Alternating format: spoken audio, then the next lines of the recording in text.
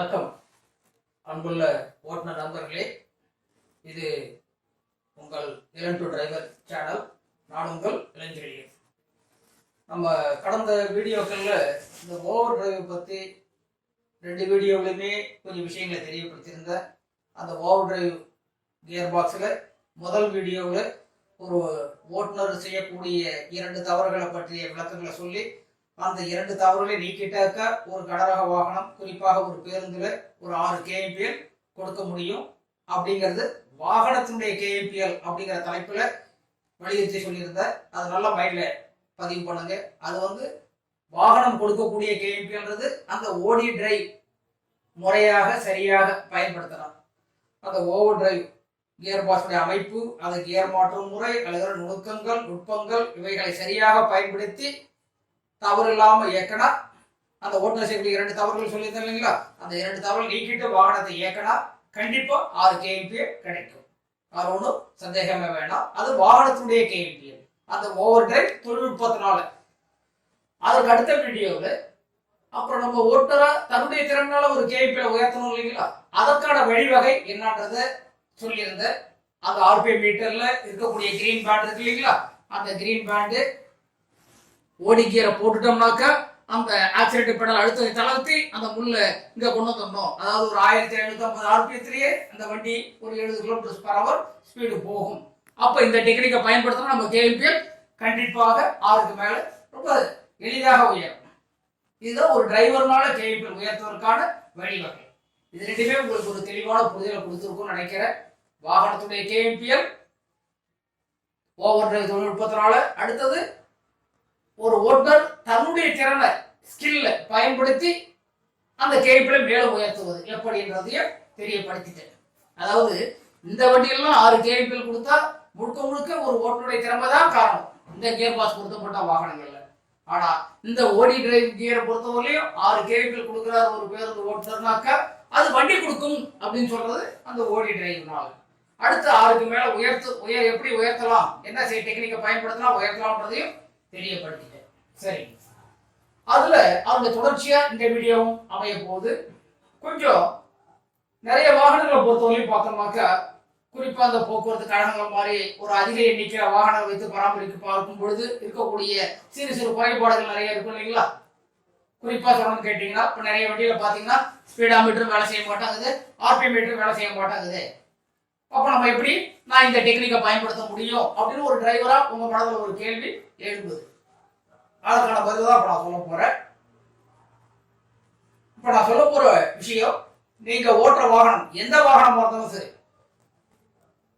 பஸ்ஸோ, லாரியோ, காரோ, வேனோ, அல்லது ஈவன் 2 வீலரா இருந்தாலும் சரி, எல்லா வண்டிக்கும் இப்ப நான் அடுத்து சொல்ல போற டெக்னிக் முழுமையாக பொருந்தும். அதனால கொஞ்சம் கவனத்தை முழுமையா இந்த நான் சொல்ல போற விஷயத்துல கொஞ்சம் கவனத்தை செலுத்துங்க.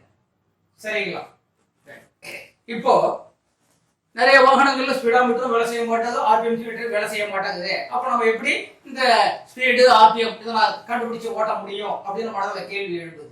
என்ன கேட்டா, ஸ்பீடா மீட்டரும் தேவையில்லைங்க, ஆர்பிஎம் மீட்டர் தேவையில்லைங்க. இருந்தால் நல்லது, அது வேற விஷயம். இப்ப நான் ஒரு பேருந்தை ஓட்டிட்டு போறேன்னு வச்சுக்கோங்க. நான் ஒரு பேருந்தை சாலையில வாகனத்தை இயக்கிட்டு போயிட்டே இருக்கிறேன்.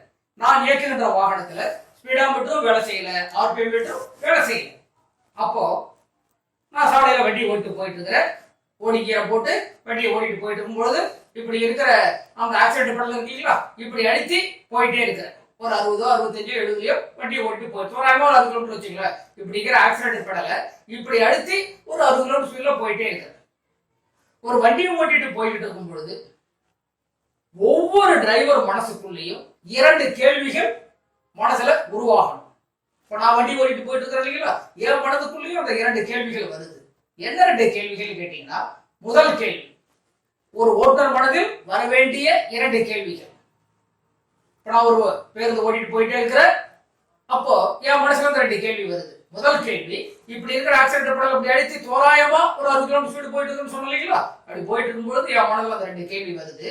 ஃபர்ஸ்ட் கேள்வி, நான் ஆக்சிலேட்டர் பெடலை அழுத்தி இருக்கிற அளவுக்கு ஏன் வண்டி போகுதா? நான் சொல்ற ஒவ்வொரு வார்த்தையும் சரியா முழுமையா மனதுக்குள்ள உள்வாங்க பாருங்க. ஃபர்ஸ்ட் கேள்வி, நான் ஆக்சிலேட்டர் பெடலை அழுத்தி இருக்கிற அளவுக்கு ஏ வண்டி போகுதா? இதான் ஒரு ஓட்டம் பட வர வேண்டிய முதல் கேள்வி. இரண்டாவது கேள்வி, ஏ வண்டி போய்கொண்டிருக்கின்ற வேகத்துக்கு உரிய அளவுதான் நான் ஆக்சிலேட்டர் பெடலை அழுத்திருக்கிறேனா? மறுபடியும் சொல்றேன், ஏ வண்டி போயிட்டு இருக்கிற வேகத்துக்கு உரிய அளவுதான் நான் ஆக்சிலேட்டர் பெடலை அழுத்திருக்கிறேனா?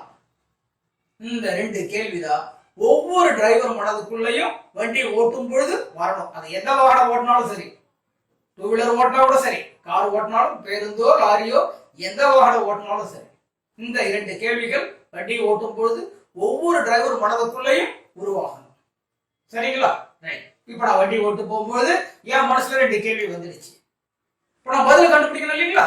கேள்வி வந்துடுச்சு, பதில் என்ன தெரியப்படுத்த கொஞ்சம் கவனத்தை கூடுதலாக்குங்க. ஃபர்ஸ்ட் கேள்வி, இப்படி இருக்கிற ஆக்சிலேட்டர் பெடல் அடிச்சு ரோட்ல வண்டி ஓட்டு போயிட்டே இருக்கிற, அப்போ முதல் கேள்வி, நான் ஆக்சிலேட்டர் பெடலை அழுத்தி இருக்கிற அளவுக்கு ஏ வண்டி போகுதா அப்படின்னு கேட்ட இல்லைங்களா? அதற்குரிய பதில், அழுத்தி இருக்கிற ஆக்சிலேட்டர் பெடலை தளர்த்தல, காலை எடுக்கல, பெடலை விட்டு காலை எடுக்கல. இந்த ஆக்சிலேட்டர் பெடல் அழுத்திருக்கிற பெடலை கொஞ்சம் கொஞ்சமா தளர்த்திக்கிட்டே வர இங்க வரும் பொழுதுதான் என்ஜின் சவுண்ட் மாற ஆரம்பிக்குது, வண்டி வேகம் குறைய ஆரம்பிக்குது. அப்போ இது என்னது? கூடுதல் அழுத்தம். அப்போ இதுதான் நான் ஆக்சிலேட்டர் பெடலை அழுத்திருக்கிற அளவுக்கு வண்டி போகுது. ஃபர்ஸ்ட் கேள்வி நான் சொன்னது ஞாபகம் இருக்குங்களா? முதல் கேள்வி நான் சொன்னேன், நான் ஆக்சிலேட்டர் பெடலை அழுத்திருக்கிற அளவுக்கு வண்டி போகுதான்னு கேட்டீங்களா? அப்போ தளர்த்திக்கிட்டே வந்து எந்த இடத்துல என்ஜின் சவுண்ட் மாற ஆரம்பிக்குதோ அதுதான் நான் ஆக்சிலேட்டர் பெடலை அழுத்திருக்கிற அளவுக்கு ஏன் வண்டி போகுது. முதல் கேள்விக்கு பதில் கண்டுபிடிச்சிட்டாங்களா? இப்ப இப்படி இருக்கிறது கூடுதல் அழுத்தம். எந்த இடத்துல சவுண்ட் மாறுது, தளர்த்திக்கிட்டே வரும்போது எந்த இடத்துல சவுண்ட் மாற ஆரம்பிக்குதோ அதுதான் அந்த முதல் கேள்விக்குரிய பதில். புரியும் நினைக்கிறேன். முதல் கேள்விக்குரிய பதில் சொல்லிட்டேன். ரெண்டாவது கேள்வி என்ன சொன்னேன், ஏ வண்டி போயிட்டு இருக்கிற வேகத்துக்கு உரிய அளவுதான் நான் ஆக்சிலேட்டர் பெடலை அழுத்திருக்கிறேனா அப்படின்னு கேட்டேன் இல்லைங்களா? அதற்குரிய பதில் ரெண்டு கேள்விக்கும் ஒரே பதில் தான். நான் கொஞ்சம் வித்தியாசமா சொல்ல போறேன். ஏ வண்டி போயிட்டு இருக்கிற அளவுக்கு தான் நான் ஆக்சிலேட்டர் பெடலை அழுத்திருக்கிறேன்னு கேட்டா அதற்குரிய பதில், ஆக்சிலேட்டர் பெடல் இப்படி அழுத்தி தோராயமா ஒரு 10 கிலோமீட்டர் ஸ்பீடு போயிட்டு சொன்னேன் இல்லைங்களா? அப்படி தளர்த்த ஆரம்பிக்கும் போதே வேகம் குறைஞ்சா நான் வண்டி போறதுதான் பெடலை அழுத்திருக்கிறேன். தளர்த்தி கொஞ்ச தூரம் வந்த பிறகுதான் வேகம் குறைய ஆரம்பிக்குதுன்னா நான் கூடுதல் அழுத்தி வச்சிருக்கிறேன். புரியுதுங்களா? ரெண்டு கேள்விக்கும் ஒரே பதில் தான். ஆனா நான் இப்படி சொன்னதை கொஞ்சம் மைண்ட்ல வச்சு, வண்டி ஓட்டும் பொழுது ஒவ்வொரு டிரைவர் மனதிலும் இந்த இரண்டு கேள்விகள் தான் வரணும். சொன்ன பதில் கொஞ்சம் புரிஞ்சுக்க முடியுதுங்களா?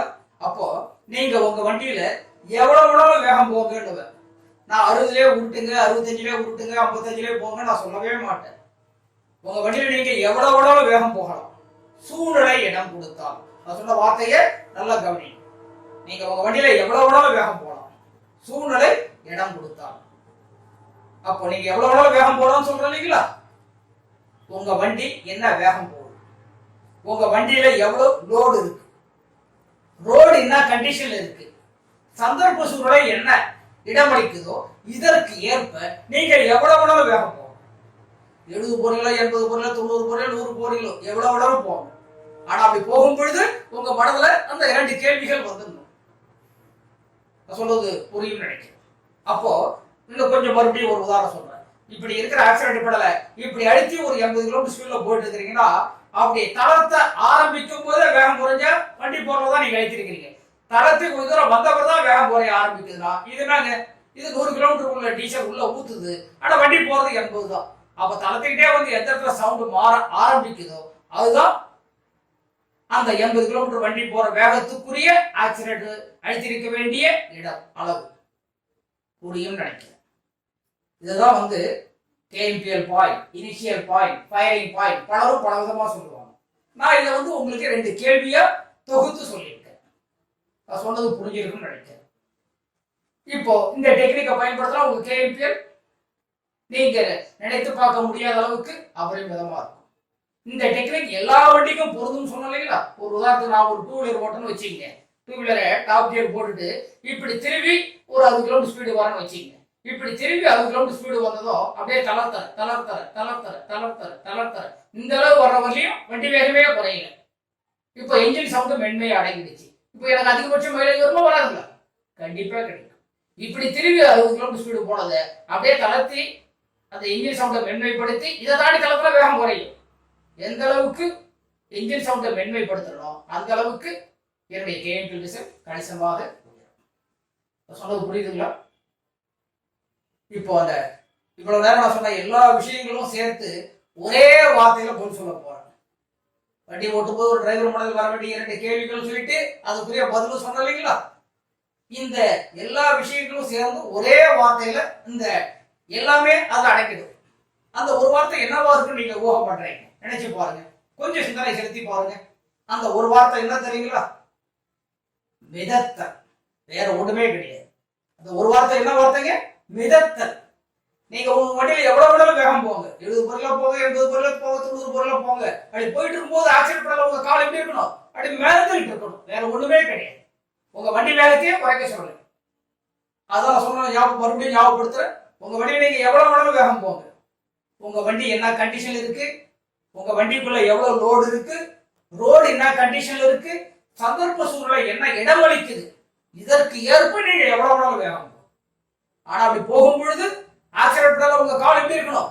மிதந்துட்டு இருக்கணும். வேற ஒண்ணுமே கிடையாது. மிதத்தல். இந்த டெக்னிக்கை நீங்க பயன்படுத்தினா அருமையான கேஎம்பிஎல் கிடைக்கும். இன்னும் கொஞ்சம் கூடுதலா சொல்லணும்னு கேட்டீங்கன்னா, அந்த ஆக்சிடென்ட் பெடலை கொடுக்கிறது எடுக்கிறதுன்னு சொல்றோம் இல்லைங்களா? கொடுக்கறதுன்னா என்னங்க? அழுத்துறது. எடுக்கிறதுனா தளர்த்துறது. அந்த கொடுக்கறதும் எடுக்கிறதும் அந்த என்ஜின் சவுண்ட் மாறும் பாருங்க. ஒரு ஓட்டுநருடைய காது என்ஜின் சப்தத்தை இருக்கணும், கவனிக்கணும். அந்த வலது கால் ஆக்சிடென்ட் பெடல் இருக்கு இல்லைங்களா? இது ஆக்சிடென்ட் பெடல கால் எப்படி இருக்குன்னு கேட்டீங்கன்னா முழுமையா இருக்கணும். நிறைய பேர் அரைப்படல வைப்பாங்க, இப்படி கிராஸா வைப்பாங்க. இப்படி வச்சு அழுத்தினா துல்லியமா கொடுக்க முடியும், துல்லியமா தளர்த்த முடியுமா? கண்டிப்பா முடியாது. அதனால ஒரு ஓட்டுநருடைய வலது கால் ஆக்சிடென்ட் கால் முழுமையா இருக்கணும். அது கொடுக்கறது முழுமையா அழுத்திக்கிட்டே போகணும், முழுமையா லேசா மென்மையா தளர்த்திக்கிட்டே வரணும். காலை முழுமையா வச்சாதான் துல்லியமாக கொடுக்க முடியும், துல்லியமாக தளர்த்த முடியும். சொல்ல புரியுதுங்களா? அப்ப வண்டி ஓட்டும் பொழுது ஒரு டிரைவருடைய காது என்ஜின் சத்தத்தை கவனிச்சுக்கிட்டே இருக்கணும். அந்த வலது கால் எங்க இருக்குன்னு சொன்ன ஆக்சிடென்ட் பெடல் இருக்குன்னு சொன்னீங்களா? அந்த ஆக்சிடென்ட் பெடல் அழுத்தது இல்லைங்களா? அந்த ஆக்சிடென்ட் பெடல் அழுத்துற அந்த வலது கால், அந்த கால் நரம்பு வழியா நம்முடைய வலது கால் எந்த அளவுக்கு பெடல் அழுத்துதுன்ற அந்த உணர்வு, அந்த அழுத்தம் அந்த கால் நரம்பு வழியா நம்ம மூளைக்கு போகணும். அந்த ஒரு ஓட்டுநருடைய வலது கால் ஆக்சிடென்ட் பெடல் அழுத்தது இல்லைங்களா? அந்த ஆக்சிடென்ட் பெடல் அழுத்தத்தினால ஏற்படக்கூடிய அந்த என்ஜின் சப்தம் மென்மையா இருக்கா, பேசுதா, சிரிக்குதா? என்ஜின் சப்தம் அழுகுதா, கதறுதா, அலறுதா? ஒரு என்ஜின் சப்தம் எப்படி இருக்கணும்? மென்மையா இருக்கணும், பேசணும், சிரிக்கணும். அழக்கூடாது, கதறக்கூடாது, அலறக்கூடாது. உங்க வண்டியில நீங்க எவ்வளவு வேணாலும் வேகம் போங்க. நான் கூறிய தகவல் கொஞ்சம் மனதுல பலமுறை திரும்ப திரும்ப கேட்டு கொஞ்சம் புரிதலை அதிகப்படுத்தி அந்த என்ஜின் சவுண்டு மிக மிக மென்மையா இருக்கும். ஆக்சிடென்ட் பெடல கால் பிடிக்கணும், மிதந்துகிட்டு இருக்கணும். புரியுதுங்களா?